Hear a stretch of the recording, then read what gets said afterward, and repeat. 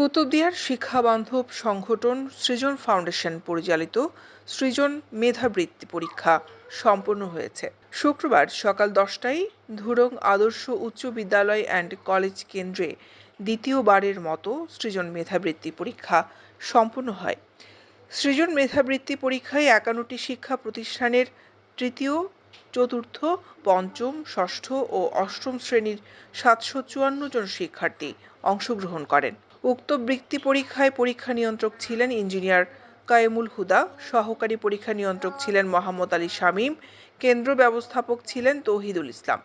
এই সময় তারা বৃত্তি পরীক্ষা সুষ্ঠু ও সুন্দরভাবে সম্পন্ন হওয়ার জন্য সহযোগিতা করেছেন, তাদের প্রতি কৃতজ্ঞতা প্রকাশ করেন। সৃজন মেধাবৃত্তি পরীক্ষা প্রোগ্রামকে গতবারের ন্যায় আমরা এবারও সুন্দর এবং সুচারুরূপে বৃত্তি পরীক্ষা সম্পন্ন করেছি। এই জন্য আল্লাহর কাছে শুকরিয়া জ্ঞাপন করছি এবং ভবিষ্যতে ইনশাআল্লাহ এই ধারা অব্যাহত থাকবে এবং আজকে যারা কষ্ট করছে সবাইকে ধন্যবাদ জ্ঞাপন করছি। এই সৃজন ফাউন্ডেশনের কুতুবদিয়া শুধু শিক্ষা দিককে না, এই গণ্ডি পেরিয়ে আমরা সামাজিক, অর্থনৈতিক এবং আরো অন্যান্য কুতুবদিয়াকে আমরা শিক্ষা দীক্ষার দিক দিয়ে, অর্থনৈতিক দিক দিয়ে এবং সাংস্কৃতিক দিয়ে এগিয়ে নিয়ে যেতে পারি। সৃজন ফাউন্ডেশনের নেতৃবৃন্দ জানান, আগামীতে সৃজন মেধাবৃত্তি পরীক্ষার পাশাপাশি সৃজন ফাউন্ডেশন শিক্ষা ও আত্মসামাজিক কাজে এগিয়ে যেতে সবার সহযোগিতা কামনা করেন। গত বছর আমাদের পরীক্ষা অত্যন্ত সুস্থ এবং সফল হয়েছে।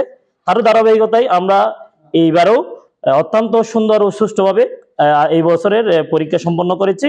এবছরে আমাদের পরীক্ষার্থীর সংখ্যা ছিল 773 জন।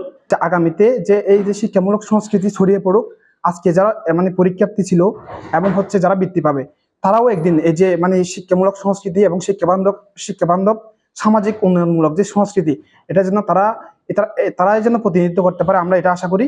উক্ত বৃত্তি পরীক্ষা পরিদর্শন করেন কুতুবদিয়া থানার ভারপ্রাপ্ত কর্মকর্তা মোহাম্মদ আরমান হোসেন ও কুতুবদিয়া স্বাস্থ্য কমপ্লেক্সের চিকিৎসক ডাক্তার রেজওয়াল হাসান।